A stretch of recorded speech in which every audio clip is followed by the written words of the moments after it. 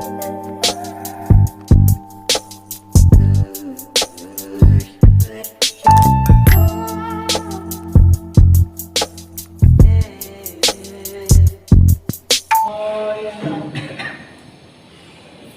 सिद्धाणं नमो हरियाणां नमो उज्जयनं नमो लोये सबसाहुनं एषो वञ्चनकारो सर्वपावपणाशनो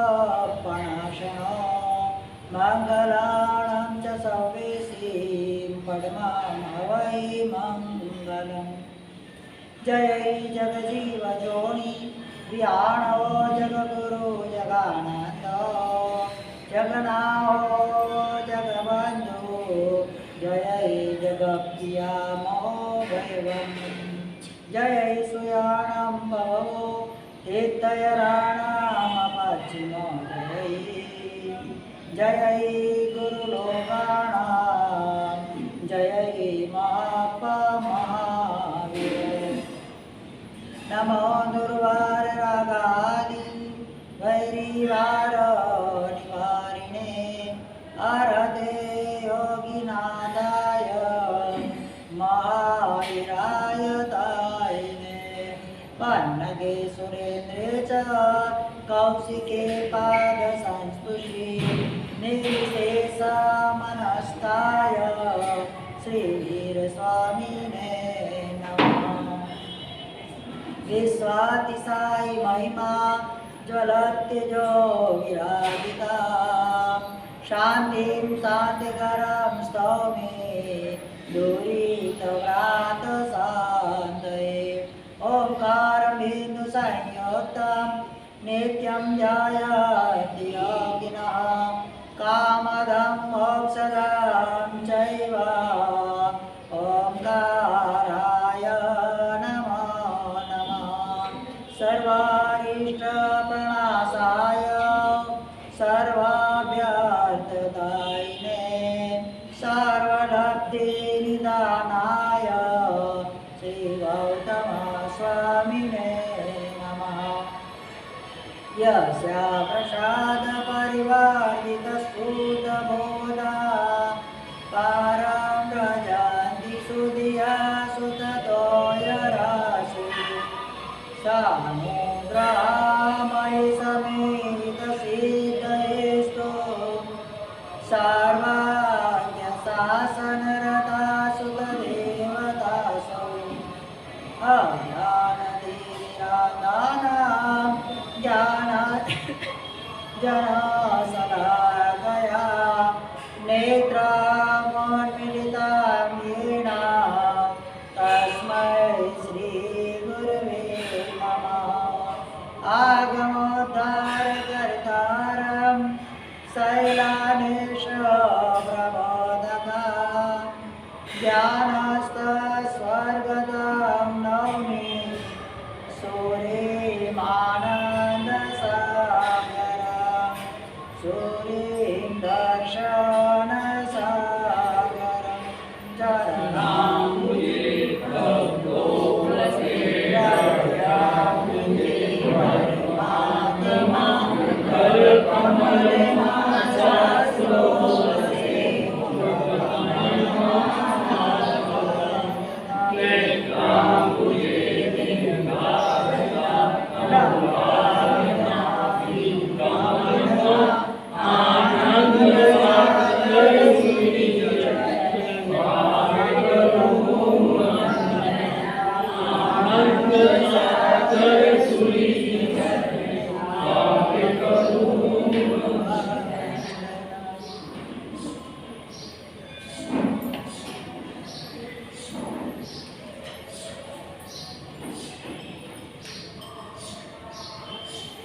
अनंत ज्ञान स्वरूप दिव्य तेज आत्मा ऐसे परम पुरुष परम गुरु परमात्मा महावीर देव समोह स्वर्ण के अंदर विराजित होकर भव्य जीवों को देशना देते समय उनके उद्धार के लिए तत्पर ऐसे परमात्मा अनेक प्रकार से 14 राजलोक के पदार्थों का बोध देते हुए अनेक ऐसी घटनाएं, अनेक ऐसी बातें, अनेक ऐसे रोचक तत्व प्रकाशित करते हैं। अभी हमको जो समझना है, जो सीखना है, वह है आगम तत्व के रहस्यों का सार। परमात्मा ने देशना के दरमियान जो फरमाए गए पदार्थों को संकलित करते हुए जो गंधर्व भगवंतों ने इनको सूत्रों को संग्रहित करके आगम शास्त्र की रचना की। उन आगमों के अंदर आचार्य आदि 12 अंग सूत्र, उपांग सूत्र, इस प्रकार से 45 आगमों की रचना वहाँ पर हुई। उन 45 आगमों के अंदर चौथे नंबर के क्रम का ये अपना समवायिक सूत्र, उसके अंदर स्थान आदि के माध्यम से, एक स्थान, दो स्थान, तीन स्थान आदि के माध्यम से अनेक पदार्थों की संकलना वहाँ पर की गई हुई है। उसी अंतर्गत हमारा ये जो सूत्र चल रहा है कि लोक का वर्णन, लोक क्या है, उसको जानेंगे तो परमात्मा के वचनों के ऊपर हमको श्रद्धा बैठेगी।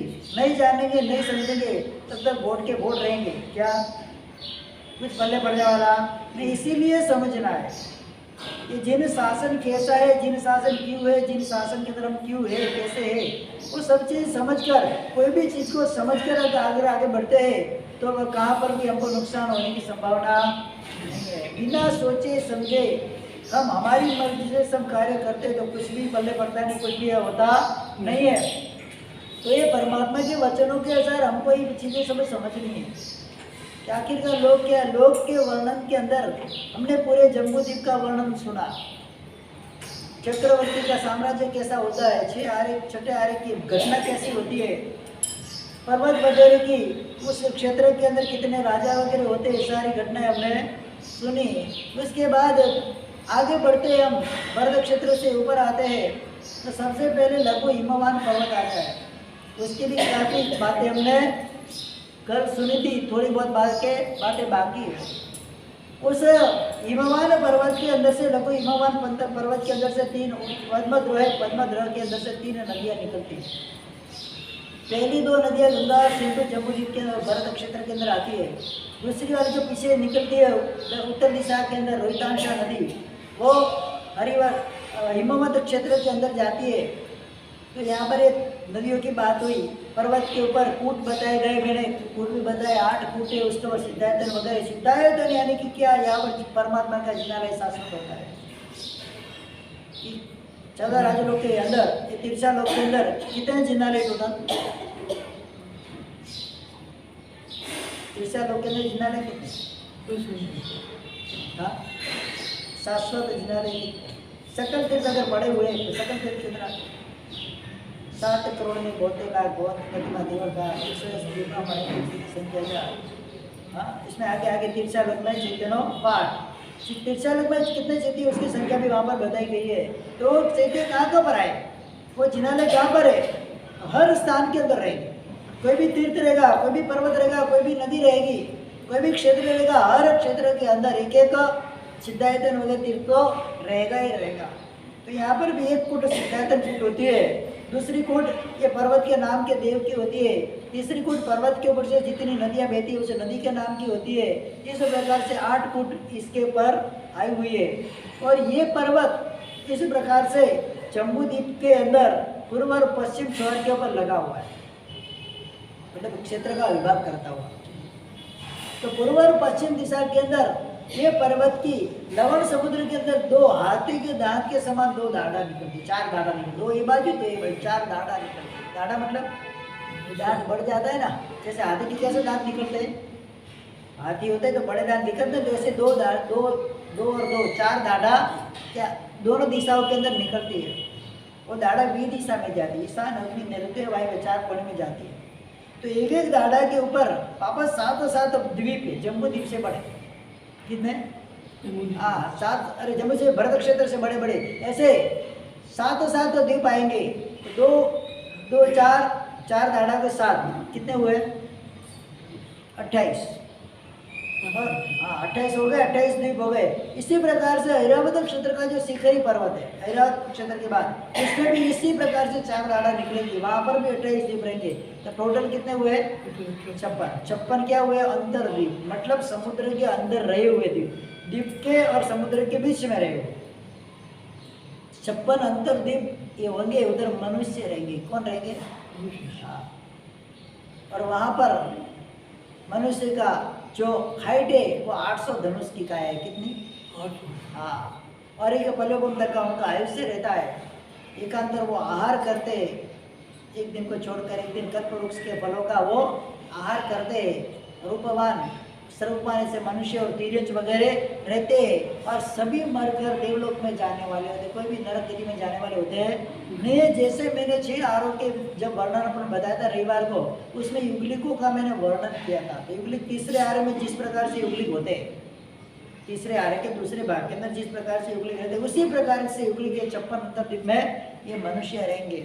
जैसे मैंने आगे बताया था, मनुष्य कितने प्रकार के?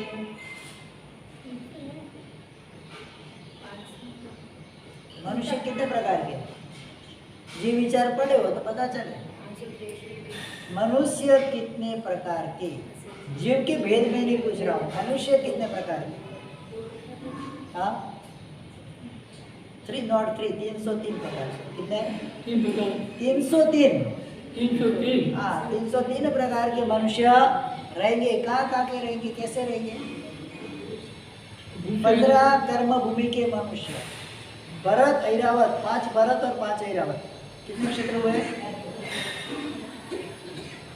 और 5 मावली क्षेत्र, कितने हुए? 15। ये 15 कर्म भूमि है। कर्म भूमि मतलब वहाँ पर तीर्थंकर परमात्मा का जन्म हो सकता है। वहाँ पर 80 मसीह और कुर्सी, इन तीनों का व्यापार जहाँ पर रहता है उसको क्या बोलते हैं? कर्म भूमि। जहाँ पर जाके लोग क्रिया करते, कर्म करके व्यापार वगैरह करते हैं किसी भी प्रकार से, उसको क्या बोलेंगे? कर्म भूमि। ऐसे 15 कर्म भूमि या 2.5 द्वीप के अंदर है। कितने? 2 कर्म भूमि, 3 कर्म भूमि जम्बूद्वीप में, 6 धातकी खंड में और 6 कर्म भूमि कहाँ पर रहेगी? आधी द्वीप के अर्ध पुष्कर द्वीप में, पुष्कर अर्ध बोलते हैं ना, तो आधे पुष्कर द्वीप के अंदर। तो टोटल कितनी? 15 और 30 अकर्म भूमि। कितनी? हाँ कौन सी? जम्बूद्वीप की 6, धातकी खंड की 6, 12 और 12 पुष्कर अर्धद्वीप। जम्बूद्वीप की 6 कौन सी? जम्बूद्वीप के 6 क्षेत्र कौन से? हिम्मत क्षेत्र, हरिवर्ष क्षेत्र, रम्य क्षेत्र और हिरण्यवंत क्षेत्र, देव कुरुक्षेत्र, उत्तर कुरुक्षेत्र। कितने हुए? 6। इसी प्रकार से 6 2 12 धातकी खंड में डबल होंगे और पुष्कर में भी डबल होंगे। तो 12 12 24 और 6 कितने हुए? 30। तो 30 अकर्म हुई। जहाँ पर युगलिक रहते हैं वहाँ पर किसी प्रकार का व्यापार नहीं होता है, कोई प्रकार का कार्य उनको करना नहीं है। कल्प वृक्ष के पास जाकर मांगते, जो भी खाना पीना वगैरह उधर से उनको मिल जाता है। कहीं से भी उनको काम धंधा करने का नहीं है, कृषि वगैरह व्यापार, उनको खेती बाड़ी वगैरह करना नहीं है। तो ये 30 अकर्म भूमि रह गई, 15 कर्म भूमि बन गई। कितने हुए टोटल? 30 और 15 कितने हुए? 45 और 56 कितने हुए? 56 और 45 कितने हुए? 101 बराबर। 101 पर्याप्त गर्भज मनुष्य, 101 अपर्याप्त गर्भज मनुष्य और 101 समूर्छित मनुष्य। कितने हुए टोटल? 303 मनुष्य के प्रकार कितने हुए? ये भी सब बीच में पढ़ाता रहूँगा ताकि याद रहे कि मैं इसमें कौन से प्रकार में आऊँगा। 303 में 303 में हमारा नंबर कहाँ पे लगेगा अमृत भाई? हाँ, कर्म भूमि के पर्याप्त गर्भज मनुष्य के अंदर हमारा नंबर लगेगा। कहाँ पर लगेगा? कोई पूछे कि आपका नंबर कहाँ पर है तो क्या बोलेंगे? कर्म भूमि के अंतर्गत गर्भज पर्याप्त मनुष्य के, पंचेंद्रिय मनुष्य के अंदर मेरा नंबर लगा हुआ है। मतलब पुण्यशाली, हम सब कुछ कर सकते, वी कैन डू एवरीथिंग। क्या हम सब कुछ कर सकते हैं? मोक्ष में भी जा सकते हैं, नरक में भी जा सकते, एक इंद्रिय में भी जा सकते, दो इंद्रिय मतलब विकलेंद्रिय में भी जा सकते, पंचेंद्रिय के तिर्यंच मनुष्य में भी जा सकते। हमारे लिए सब दरवाजे खुले। वो पॉजिटिव ब्लड ग्रुप होता है ना, वो सबको चलता है। क्या? हाँ, वो पॉजिटिव होता है तो सबको चलता है। सर्वदाता ब्लड ग्रुप है। कौन सा? तो मनुष्य भी क्या है, सर्वगति के अंदर जा सकते हैं, सब दरवाजे खुले हैं। तो यहाँ पर अपने 56 अंतर्दीप की बात आई। ये 56 अंतर्दीप के अंदर ये युगलिक मनुष्य रहते हैं, ये भी मनुष्य के प्रकार के अंदर आएंगे अलग प्रकार से, तो इसके लिए उनका प्रकार अलग है। हम भी अंतर्दीप के अंदर युगलिक बन सकते हैं, नहीं बन सकते ऐसा नहीं है। हर जीव मतलब जो मनुष्य वगैरह रहेगा, देव वगैरह रहेगा, तो उधर उत्पन्न हो सकता है। तो ये तो उनकी बात हो गई। ये जो पर्वत है उसका विस्तार कितना है? उसका विस्तार 1052 योजन और 12 कला, मतलब भरत क्षेत्र का जितना विस्तार है उससे डबल। कितना हुआ? यहाँ पर सिर्फ डबल की बात आती है, कोई कम ज्यादा होता नहीं है। सब बात आएगी, कैसे आएगी? डबल की बात आएगी। ये पर्वत पूरा हुआ, उधर से एक नदी निकलती है पीछे की तरफ, यानी कि मेरू पर्वत से दक्षिण में और भरत क्षेत्र से उत्तर में, और नदी का नाम है रोहितांसा नदी। और रोहितांसा नदी अपनी दूसरी 28,000 नदियों के साथ मिलकर जो आगे क्षेत्र आएगा हेमवत क्षेत्र, इसके बीचों बीच एक पर्वत है। जैसे जम्बूद्वीप में वैताड्य पर्वत है, उधर भी एक वैताड्य, जम्बूद्वीप में जो वैताड्य पर्वत है वो लंबा चौड़ा है, कैसा है? और उधर जो वैताड्य पर्वत है गोल है, पूरा राउंड गोल।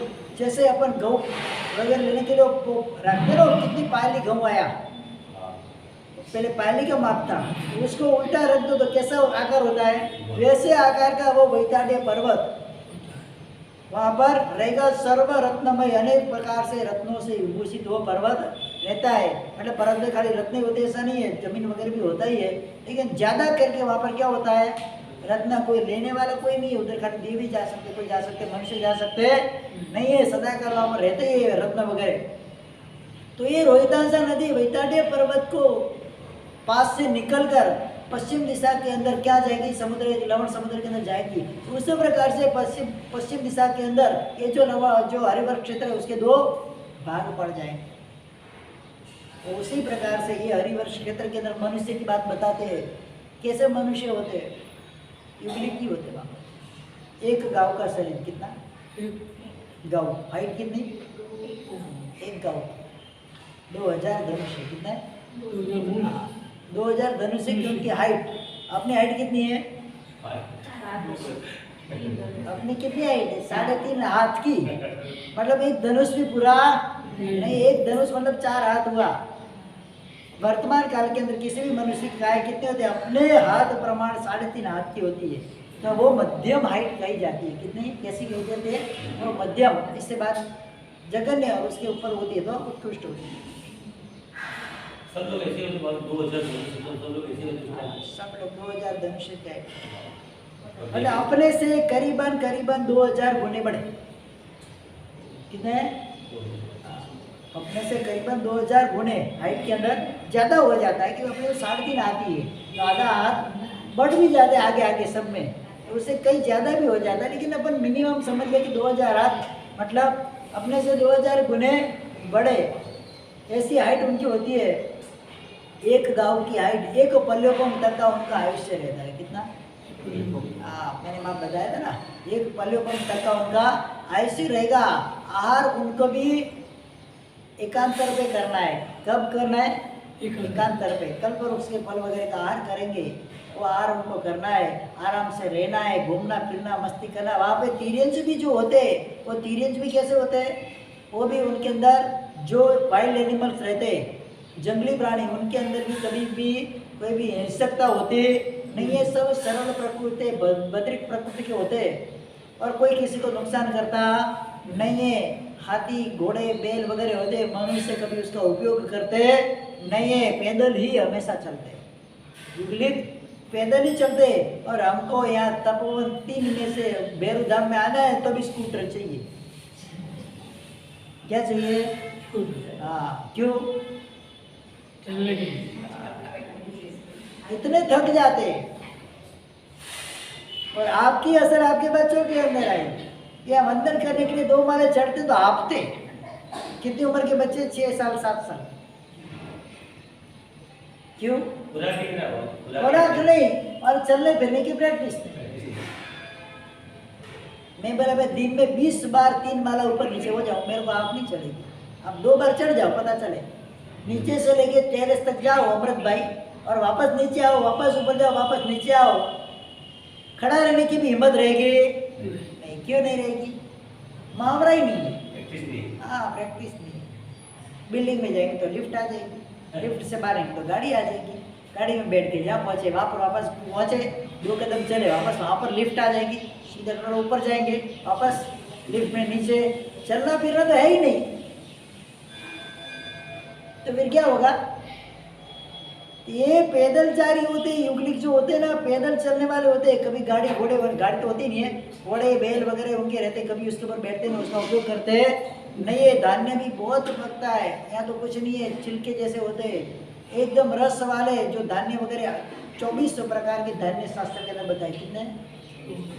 24 प्रकार के, 24 टाइप। आपको कितने धान्य का नाम पता है? बोलो। ज़्यादा से ज़्यादा 10, 12, 15, 24 प्रकार के धान्य शास्त्र के अंदर पता है, जो वर्तमान में है ही नहीं। अब तो इतना धान्य पकता है वहाँ पर, कोई बारिश करते, कोई खेती नहीं करता, अपने आप पककर बाहर निकलता। भूमि ऐसी होती है, फलद्रुप भूमि, अनेक प्रकार के फलों के पेड़, फल के नाम भी बताए, हजारों प्रकार के फल जिसके नाम भी अपने को पता होते हैं नहीं, और सब रस वाले मीठे मधुरे फल। एक फल खा जाओ ना तो महीने भर तक भूख नहीं लगे, मांसकमण हो जाए। हाँ, ऐसे फल रहते, ऐसे फलों का आहार करते और अपने अपने मस्ती में आनंद पूर्वक अपना आयुष्य पूरा करते। आयुष्य पूरा करके इसलिए मर के कहाँ जाएंगे? देवलोक की जो कसाय वगैरह उनको रहता है, विषय कसाय उनको होता नहीं है, एकदम प्रथम पतले कसाय, कभी गुस्सा उनको आया ही नहीं। माया कपट तो हृदय के अंदर मिले ही नहीं आपको। प्योर प्योर प्योर क्वालिटी वाले जीव होते हैं। और मर के कहा जाए कि सब देवलोक के तीरंच और मनुष्य सब देवलोक के अंदर वहाँ पर जाते हैं। ये क्षेत्र का विस्तार बताया है 2105 योजन और 5 कला। कितना? 2105। और उसका क्षेत्रफल बोलते हैं ना, क्षेत्रफल जो जिसको बोला आपका कारपेट एरिया जिसको बोलते हैं, वो कितना है? 6,72,53,145 योजन और उससे कुछ अधिक। इतना तो उसका क्षेत्रफल है पूरा एरिया का। इतना स्क्वायर फीट नहीं, इतने योजन। हाँ, आपका फ्लैट कितने स्क्वायर फीट होता है? तो 500 स्क्वायर फीट। ये तो इतने योजन, कितने? 6,72,00,000 जितने योजन स्क्वायर फीट, योजन फीट जो बोलते हैं क्या बोलते हैं, फीट ही आ जाता है मन में। तो उतने योजन विस्तार वाला ये उसका क्षेत्रफल वगैरह रहता है। बीचों बीच जो पर्वत बताया वैताड़ी, उसका नाम है शब्दापाती वैताड़ी। उसके देव का नाम है स्वाति। क्या नाम है उसके देव का? अधिष्ठायक देव कौन है? स्वाति। वो भी सर्वरत्नमय, मैंने बताया 1000 योजन ऊंचा होता है। कितना? हाँ, हाइट कितनी? 1000 योजन। और इससे 25 गुना, मतलब भाव का 25% वो जमीन के अंदर रहता है। कितना? 250 योजन जमीन के अंदर, और उसके ऊपर 1000 योजन ऊपर, मतलब 1250 योजन का ये पर्वत अगर मूल से देखा जाए तो वो ज़्यादा है। उस पर्वत से इस क्षेत्र का 2 विभाग हो जाता है, मतलब उत्तर हरिवंश हेमंत क्षेत्र और दक्षिण हेमंत क्षेत्र। और बाद में इसमें वो नदी निकली 2, तो कितने विभाग हो जाएंगे? एक क्षेत्र के 4 विभाग टोटल हो जाते हैं। हर क्षेत्र के अंदर ऐसे होगा, 4-4 विभाग उसके अंदर रहेगा ही रहेगा। जैसे भरत क्षेत्र के 4 विभाग हुए नदी के द्वारा, 2 नदी है, मतलब 6 विभाग हो गया। महावीर क्षेत्र के अंदर भी 4 विभाग हो जाएंगे। जितने भी क्षेत्र है भरत और ऐरावत को छोड़ के सब में क्या क्या होगा?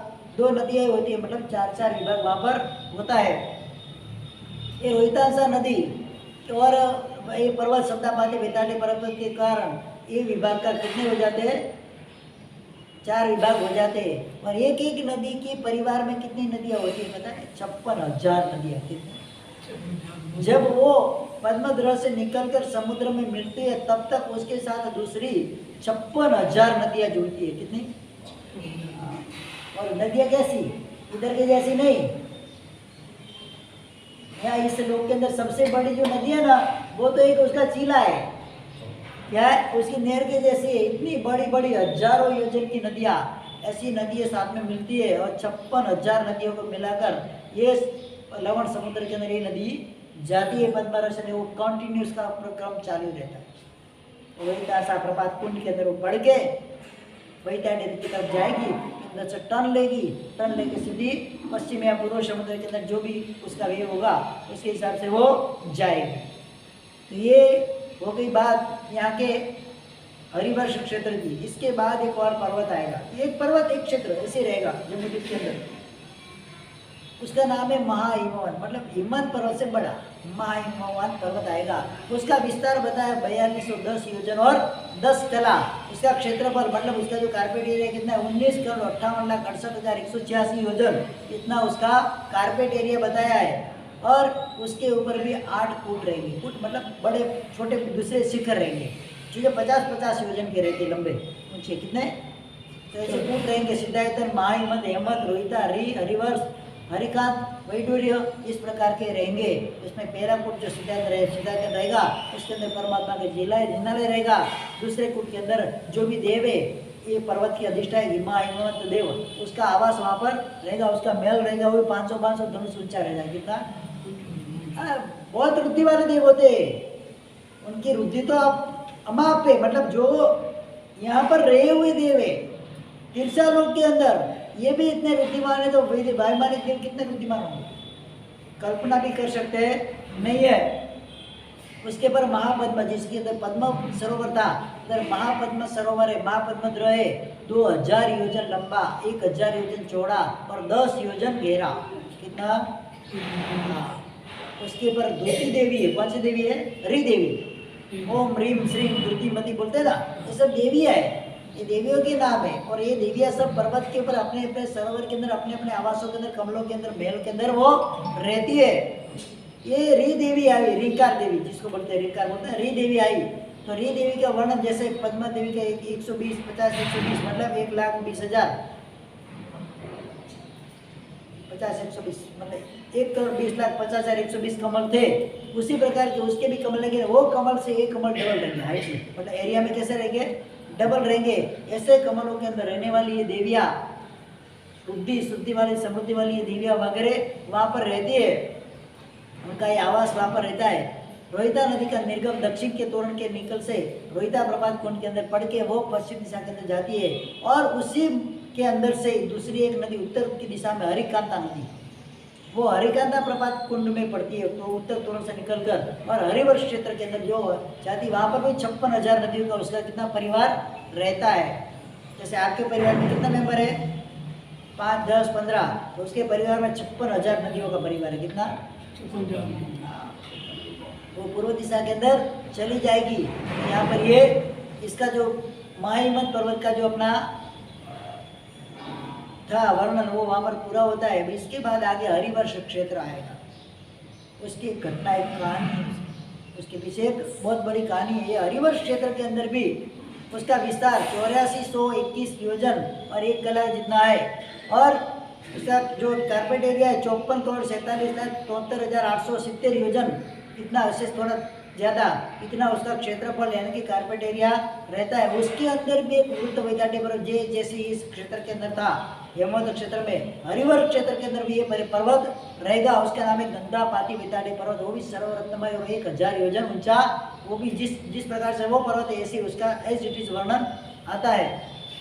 इसके भी 4 विभाग हो जाएंगे, हरिकांता नदी और आगे जो नदी आएगी उसके हिसाब से उसके भी 4 विभाग हो जाते हैं। उसके अंदर युगलिक पुरुष रहते हैं, वहाँ पर सदा काल दूसरा आरा रहता है। कौन सा, भरत क्षेत्र में दूसरा आरा आता जाता रहता है, वहाँ पर सदा काल वही आरा 2 गाँव का व्यक्ति का शरीर रहेगा, मनुष्य का, और 2 पल्लव जितना उनका आयुष्य रहता है।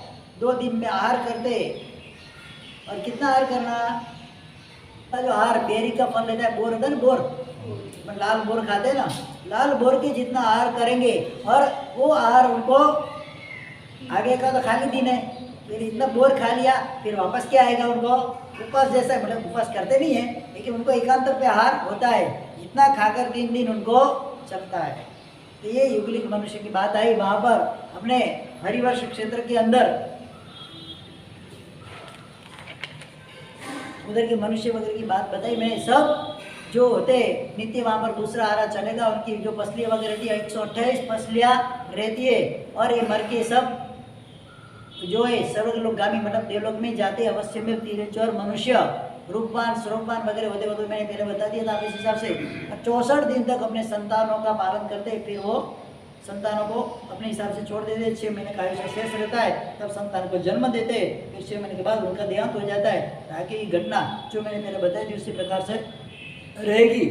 इसके बाद आता है जो ये उत्तर विभाग दक्षिणी विभाग का सबसे लास्ट पर्वत जिसका नाम है निषद पर्वत, उसकी बहुत रोचक घटना है। और ये हरिवर्ष क्षेत्र की एक बात मैं आपको बताना चाहता हूँ। एक काल के अंदर जो नमीनाथ भगवान और मोनीश्वर साईं भगवान, ये दोनों भगवान हरिवंश कुल के, कौन से कुल के? हाँ, तो वो कैसे हुए हरिवंश कुल के?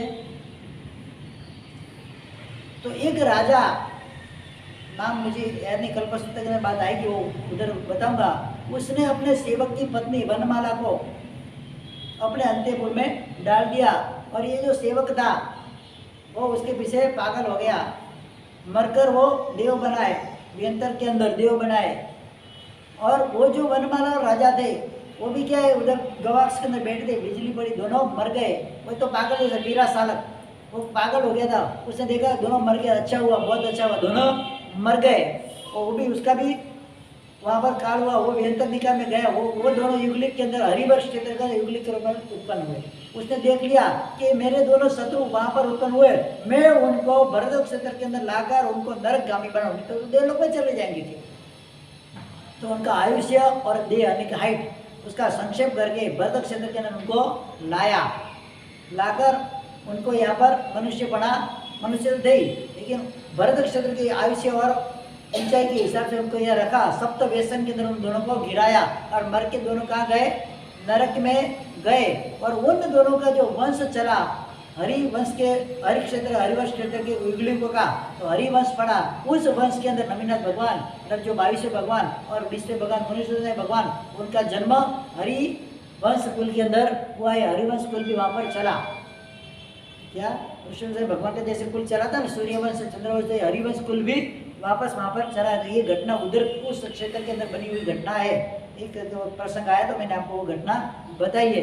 ये हरिवर्ष क्षेत्र के आगे जाते तो निषद पर्वत आता है। कौन सा पर्वत आता है? निषद पर्वत। निषद पर्वत जो उसका विस्तार है 16,842 योजन का। कितना?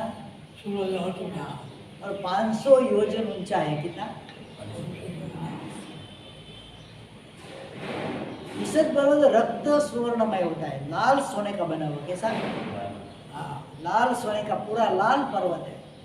महावीर क्षेत्र के अंदर से सूर्य जब निकलता है भरत क्षेत्र के अंदर आने के लिए, तो वो निषद पर्वत के ऊपर से गुजरता है स्टार्टिंग के अंदर। और ज़्यादा है तो भी महावीर क्षेत्र में वापस जाएगा तो भी निषद पर्वत को टच करके मतलब ऊपर से जाता है, उसके ऊपर से। निषद पर्वत 500 योजन का है और सूर्य यहाँ से कितना है? 780 योजन ऊंचा है। कितना है? मेरे ऊपर अपने से हाँ मतलब 200 योजन का फर्क रह जाता है। तो सूर्य का प्रकाश उस समय निषद पर्वत के ऊपर पड़ता है, तो उसका लाल कलर है। लाल कलर और सूर्य की रोशनी कैसी है? दूर से देखो तो पीली हो जाती है। लाल और पीला मिलकर कैसा होता है? सुबह और शाम सूर्य कैसा दिखता है? तो निषद पर्वत के लाल प्रकाश की आभा, वो भी रत्न है ना, रत्न की प्रभा है, तो आभा सूर्य के ऊपर पड़ती है। उसी हिसाब से सूर्य जब तक वहाँ तक रहता है तो वहाँ तक सूर्य कैसा रहता है? लाल, फिर ऑरेंज, फिर धीरे धीरे जाके पीला करके सफ़ेद होकर वापस हमारे देश में वो भरत क्षेत्र के अंदर आता है। ये घटना सूर्य की है। उसी से भी सिद्ध होता है कि सूर्य भ्रमण करता है। आज का विज्ञान ऐसा मानेगा नहीं। हाँ, वो बोलते पृथ्वी घूमती है, लेकिन एक भी एक विकल्प है कि उसके हिसाब से सूर्य लाल आगे और पीछे, मतलब जो शाम को और सुबह को वो निषद पर्वत को टच करेगा। क्या करेगा? फिर महावीर क्षेत्र में ये सूर्य अभी कल कहाँ रहेगा? महावीर क्षेत्र के अंदर। तो शाम को वो यहाँ से प्रयाण कर देगा, निषद पर्वत तक पहुँच जाएगा और वहाँ पर वापस लाल दिखेगा। उसकी लाल किरणों की प्रभा से कैसा दिखेगा? लाल दिखेगा। और वापस जब वो खत्म हो गया निषद पर्वत, उसने क्रॉस कर लिया महावीर क्षेत्र में गया, तो फिर दिखना बंद हो जाएगा। सूर्य वगैरह इस प्रकार से भ्रमण करते रहते हैं। तो ये निषिद्ध पर्वत की बात आती है। उसका विस्तार 16,842 योजन 2 कला लाल सुवर्ण में उसका क्षेत्रफल है 142,54,66,569 योजन कुछ साधिक होते हैं। उसके ऊपर भी 9 फुट रहते हैं सूर्यायतन वगैरह। मतलब सूर्यायतन तो रहेगा ही हर पर्वत के ऊपर जो देव का आवास रहता है। ये 9 फुट ऊंचक फुट वगैरह और उसके ऊपर जो रहता है मतलब सरोवर है 3 इंची रथ है। रथ मतलब सरोवर बड़ा सरोवर उसको रथ बोलते हैं। 3 इंची रथ वो 4,000 योजन लंबा 2,000 योजन चौड़ा और 10 योजन गहरा। तो उसका 3 इंची नाम कैसे पड़ा? 3 इंची मतलब जो फूल रहते हैं ना फूल की पराग रहती होती है ना वो फूल की पराग वहाँ पर ज़्यादा उड़ती रहती है पूरे जो सरोवर के अंदर फैल जाती है। उसके फूल की पराग को एक शब्द नाम दिया है 3 इंची। क्या दिया है? हाँ तो उसके हिसाब से उस रथ का नाम क्या है? 3 इंची रथ। उसके अंदर द्रुति देवी रहेगी। कौन सी? हाँ द्रुति देवी। ओम ह्रीम श्रीम द्रुति है ना द्रुति है ना ये द्रुति देवी। द्रुति मतलब दी बुद्धि देवी सरस्वती जिसको बोले तो भी चले। ये द्रुति देवी वहाँ पर रहेगी। उसके भी ये जो 120 50 120 संख्या के जो कमल है और वो भी डबल डबल समझो कि पहले पद्म सरोवर के अंदर जो थे माप उससे डबल महापद्म में होंगे उससे डबल यहाँ पर 3 इंची रथ के जो कमल है उसके अंदर माप होगा। और भव्य वैभव वाली ये देवियाँ वगैरह रहती है। भवन उत्पत्ति निकाय की देवियाँ वगैरह रहेगी। उस पर्वत से हरी सलीला नदी निकलकर जो आती है हरिवर्ष क्षेत्र के अंदर आती है। उसके 2 विभाग करके पश्चिम पूर्व के समुद्र के अंदर वो मिल जाती है 54,000 मतलब जो बोलते हैं 56,000 नदियों के साथ। और दूसरी नदी उत्तर दिशा के अंदर निकलती है सीतोदा नदी। वो सीतोदा नदी मेरू पर्वत की ओर जाती है और वहाँ से महावीर क्षेत्र के 2 विभाग करके पश्चिम दिशा के अंदर वो समुद्र के अंदर मिल जाती है। इस प्रकार से अपना ये वर्णन अभी कल महाविद्य क्षेत्र सुनना है। क्या करना है? जाना है ना महाविद्य क्षेत्र के शिव स्वामी भगवान के पास कि नहीं जाना है? रोज बोलते हैं ना याचक तैने याची रहे जो सिमंदर स्वामी भगवान एक्चुअल में कहाँ पर है हमको वो देखना है। हाँ वो भी कौन से एरिया में है अपने से कितने दूर है। हाँ अपने से कितने दूर है वो हमको देखना है। उनके पूर्व भाव के बारे में हमको जानना है।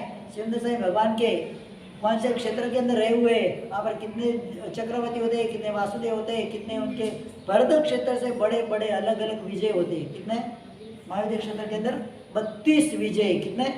इसमें से 4 विजय में अभी जम्बूद्वीप क्षेत्र के अंदर तीर्थंकर परमात्मा है। 4 विजय कौन सा? 8वां 9वां कौन सा? 8वां और 9वां। और इधर जाए तो 24वां और 25वां। ये 4 विजय के अंदर तीर्थंकर है। बाकी के विजय के अंदर कहीं पर चक्रवर्ती है कहीं पर वासुदेव है। इस प्रकार से 32 विजय की घटना भी बता के कितने बड़े हैं। आगे आगे 32 विजय में क्या क्या चीज है कैसे मनुष्य है कितना आयुष्य है उनका कितनी काया उनकी है। मेरू पर्वत का वर्णन आएगा। आजू बाजू भद्रसाल वन है। आजू बाजू देवकुर उत्तर कुरुक्षेत्र वगैरह का वर्णन आएगा। बहुत अच्छे से वो समझना है। मेरू जब महाविद्य क्षेत्र को समझ लोगे ना ये सब जो अपन यहाँ पर कर रहे हैं ना अष्टम पष्टम वो सब बंद हो जाएगा कि मुझे आखिर कहाँ पर जाना है। तो उस महाविद्य क्षेत्र के अंदर जाने के लिए मेरी मति कैसी होनी चाहिए मेरी प्रवृत्ति कैसी होनी चाहिए मेरी वृत्ति कैसी होनी चाहिए उस हिसाब से समझ कर हम आगे बढ़ेंगे। आगे हम चलते मदन रेखा चरित्र के अंदर। यहाँ पर कल मैंने बोला था एक विमान वहाँ पर उतरता है। दिव्य विमान है जबरदस्त अव्वल कोटि का विमान सूर्य के समान तेजस्वी ऐसा विमान उतरता है। उस विमान में से नया पैदा हुआ एक देव कुमार जैसा राजकुमार तो उसके आगे कुछ नहीं है। देव कुमार एक निकलता है बाहर।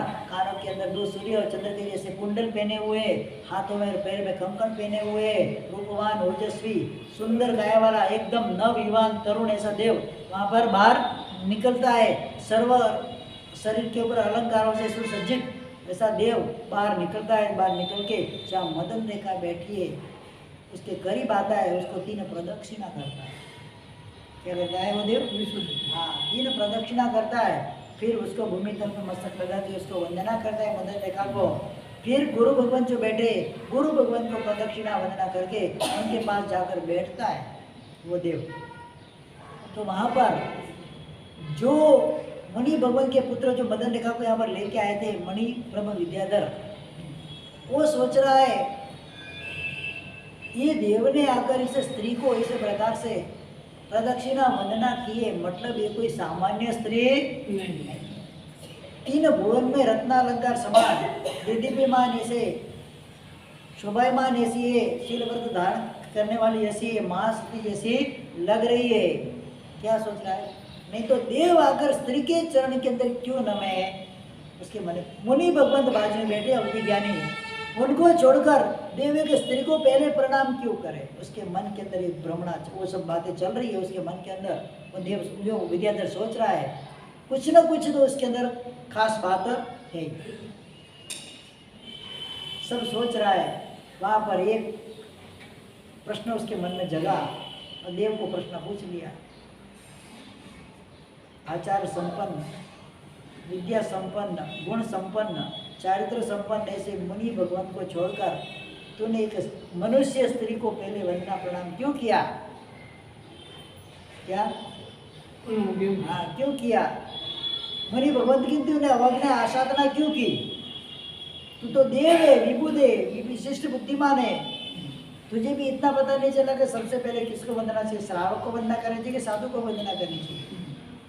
तुरंत प्रश्न आया उसके मन में, तुरंत उसके मन में प्रश्न आया। आएगा ना सबके पहले। इतना बड़ा प्रश्न। हाँ, कोई भी व्यक्ति इधर आएगा और आगे मोहन जी को प्रणाम करेगा, प्रदक्षिणा करके, तो आपके मन में प्रश्न उठेगा ही कि भाई ऐसा क्यों हुआ? तुरंत प्रश्न आएगा। देव पास में बैठा हुआ है, अपनी उसकी शंका का समाधान करता है कि भाई मैंने उनको प्रणाम क्यों किया। उसके पीछे एक रोचक घटना है, आराम से तू शांति से उसको सुन, तब तुझे पता चलेगा। इस जम्बू द्वीप के अंदर भरत क्षेत्र के अंदर सुदर्शनपुर नाम का नगर है। उस नगर के राजा थे मणिरथ। कौन थे? और मैं उनका छोटा भाई युगबाहु युवराज था। एक बार महोत्सव के दरमियान, वसंत का महोत्सव, वसंत क्रीड़ा का महोत्सव था, महोत्सव के दरमियान मैं उपवन के अंदर मेरी पत्नी मदनलेखा के साथ वहाँ पर गया हुआ था। वहाँ पर किसी पूर्व के वैर के कारण, उसको पता नहीं थी कि मणिरथ क्यों आया था, किसी वैर के कारण मेरा बड़ा भाई मणिरथ वहाँ पर आया। मैं वहाँ पर बैठा था पत्नी के साथ, तुरंत उठ के मैंने उनके चरणों में मैं झुका प्रणाम करने के लिए। एक विवेक होता है, बड़ों के जब बड़े सामने आए ना तो तुरंत ही व्यक्ति झुक जाता है, एक विवेक होता है। विनय। हाँ, विनय, बड़ों का विनय, आदर बहुमान करना है। तो मैं जैसे झुका तो उसने तीक्ष्ण ऐसे तलवार से मेरी गर्दन के ऊपर पीछे से वार कर दिया। क्या कर दिया? हाँ, पीछे से उसने वार कर दिया। मेरे शरीर में से सारी शक्ति खत्म हो गई। वार कर दिया तो कैसी हालत होगी? और शक्ति खत्म होने के कारण मेरे को भयंकर गुस्सा चढ़ गया, क्रोधाविष्ट में हो गया। और क्रोध में आकर मैं सोचने लगा, राजा तो प्रजा के पालक होते, प्रजा के संरक्षक होते, प्रजा के रक्षणार होते, तो ये मेरे बड़े भाई, मैं तो उनका छोटा भाई हूँ। ऐसे नियति किसी चीज जीव के ऊपर भी वार राजा करते नहीं है। ऐसे राजा की प्रामाणिकता होती है, नैतिकता होती है। तो उन्होंने ऐसा क्यों किया? क्यों मेरे पे प्रहार किया? मेरे को गुस्सा आया, अभी खड़ा होके खत्म कर दूं उनको। भयंकर गुस्सा के अंदर मैं आविष्ट हो गया। मेरी शक्ति नहीं थी, मेरे को तपड़ा उधर ही तड़पता था। और वहाँ से भयंकर आत्म ध्यान के अंदर मेरा जीव चढ़ गया। वो मणिरथ ने आकर मुझे नरक गति के प्राय नरक गति का मेहमान बनाने के लिए ये सारी घटना उसने कर दी। भयंकर क्रोध के अंदर आत्म ध्यान के अंदर मैं चढ़ा हुआ था, लगा हुआ था। मन संतुलित नहीं था, मन के अंदर ऐसे चल ही रहे थे मेरे मन के अंदर, डामाडोल मेरा मन चित्त भ्रम हो गया था। उस समय मणिरथ मेरे गले के ऊपर प्रहार करके मदनलेखा जब चिल्लाई तो उसकी आवाज़ सुनकर वो वहाँ से भाग गया। और यहाँ पर ये जो बेटी है मेरी पूर्व की पत्नी जो मदनलेखा, महासती मदनलेखा, वो मेरे पास आई, आकर मेरे पास बैठी, बैठ के शाम वचनों से मेरे को प्रतिबोध करना उसने चालू कर दिया। जो आए थे वो कौन थे? पूर्व भाव के तुम्हारे कोई शत्रु होंगे, अपना बदला लेने के लिए आए होंगे। अब वैर की परंपरा मिट चुकी है, तो नया क्रोध वगैरह करके आर्तदेन वगैरह के नया वैर आप क्यों बांध रहे हो? क्यों उनके पीछे अपना भविष्य खराब कर रहे हो? शांत हो जाओ आप। क्या बोले? शांत तड़पते जीव को ये सांत्वना रूप आशीर बोलती है। कौन भजन का बोलती है? शब्द बोलती है आप शांत हो जाओ, अपने क्रोध को कंट्रोल में करो। भवांतर के अंदर आपको दुर्गति में ले जाने वाला बनेगा, ये आपको नरक गति का मेहमान बना देगा। फिर लंबे समय तक आपको दुखों की वेदना की पीड़ा को सहन करना है। क्यों ऐसा कर रहे हो? समझदार हो आप एक श्रावक हो। जैन शासन को आपने पाया हुआ है, जैन धर्म के आप कारक को समझते हो, देवगुरु धर्म के मूल्य को आप समझते हो। ऐसी अवस्था में अगर आप इसे घोर ऐसे अर्थ ध्यान के अंदर क्यों पड़े हो? ये आपको पढ़ने जैसा नहीं है, आप उसको माफ कर दो। क्या वो व्यक्ति मात्र अपना कार्य करके गया है? क्या अपना जो आगे का कर्जा था वो चुकाने के लिए वो आया था, वो चुका कर गया है, वो तो मात्र निमित्त है। आपके ऊपर उसने प्रहार किया, मतलब कोई आपके अशुभ कर्मों का प्रभाव वहाँ पर होगा, पूर्व भाव का, उसके साथ वैरानुबंध होगा, इसीलिए आपने आपके ऊपर उसने प्रहार किया है। आराम से मेरे को इतना सांत्वना दी, सम्मित्व गुण की मुझे प्राप्ति कराई, देव गुरु धर्म का सानिध्य मुझे दिया, और साक्षात वहाँ पर जैसे कोई सदगुरु किसी जीव को समाधि देते हुए प्रतिबोध करते, उस प्रकार से उसने मुझे प्रतिबोध किया है। और वहाँ पर मुझे सम्मित्व गुण की प्राप्ति हुई। सम्मित्व के 67 गुण के अंदर बात आती है, संकित दाता गुरु तणो बच्चो वयार न थाय। क्या पूर्व कोड़ी वर्षा लगे, पूर्व कोड़ वर्ष तक उनकी सेवा करे तो भी उनके उपकार का बदला हो सकता नहीं है। ये मेरे संकित दाता गुरु है। सबसे पहले मेरे आत्मा के अंदर संयुक्त गुण की उसने प्राप्त कराई है, तो उसी हिसाब से मैंने आज उसको पहले वंदना की, फिर मैं गुरु भगवान को मैंने वंदना की। ये मेरे गुरु ही है। क्या है? भले श्राविका है तो क्या होगा? अगर उसने मुझे वो संयुक्त गुण का पाते नहीं दिया होता तो आज मेरी ये गति होती नहीं, मैं कहीं दुर्गति में भटकता होता। 5वें ब्रह्म देवलोक के अंदर वो देव हुए थे युवराज। कहाँ पर? देखो एक अंतिम समय का समाधि वचन क्या काम कर जाता है। अर्थ ध्यान के अंदर गाढ़ डूबे हुए युग बाहु को मदन रेखा ने साम वचनों के द्वारा प्रतिबोध किया है। किस अवस्था के अंदर? अब उसकी कोई आगे पीछे कुछ नहीं है मदन रेखा के। ऐसी हालत के अंदर भी सती संधारी कितनी समता भाव अंदर रखी हुई, जंगल के अंदर ही बैठी हुई, ऊपर तो आजू बाजू कोई है नहीं, वो तो भाग्य हमने पीछे सैनिक भी उसको पकड़ने के लिए भागे। अकेली अनादर अबला संधारी वो वहाँ पर पति के मुख सर को अपनी गोद में लेकर बैठी और पति को साम वचन से समझा रही। आंखों के आंसू भी उसने रोक दिए। सोचो कि अगर वो रोएगी तो उसको अर्थ ध्यान होगा, क्या होगा? कितनी कठिनाई होती है इसमें, कितना स्ट्रांग बनना पड़ता है, अपने आत्मा को कितनी स्ट्रांग बनानी पड़ती है ऐसे अवसर के ऊपर। वहाँ पर रो कर धमाधुमी करते नहीं है, वहाँ पर साम वचनों से उनको समझाया। धीरे धीरे धीरे युग भाव ने परलोक की तरफ अपने प्राण गमन हो गए। उसके जाने के बाद मदन रेखा आया बाट रुदन कर दी। उसके जाने के बाद तो कोई प्रॉब्लम नहीं, वो सुनने वाला भी नहीं है। सोचती वो मदन रेखा मुझे क्या करना चाहिए, मुझे सील की रक्षा कर। यहाँ पर वो मणिरत्न भागा था, मैंने घटना को तो बता दी। ऐसे प्रकार से वो मेरी गुरु हुई, मैंने उनको पहले वंदना की, फिर मुनि भगवंत ने भी देशना वगैरह दिया, सबने देशना का श्रवण किया। फिर देवाकर मदन रेखा को पूछता है कि भगवती बोल तू तेरा क्या प्रिय करूँ, तुझे क्या चाहिए? तो जो भी मेरे को नमस्कार की यात्रा करनी थी वो तो एक विद्याधर ने मुझे करा दी है। अब मेरे मन में एक ही बात है कि मेरे पुत्र का मुंह मुझे देखना है, वो मिथिला नगरी के अंदर है, आप मुझे उसके पास ले चलो। देव अपनी शक्ति से विमान में बैठा कर मदन रेखा को मिथिला ले जाता है। आगे क्या वहाँ पर घटना होती है हम आगे देखेंगे।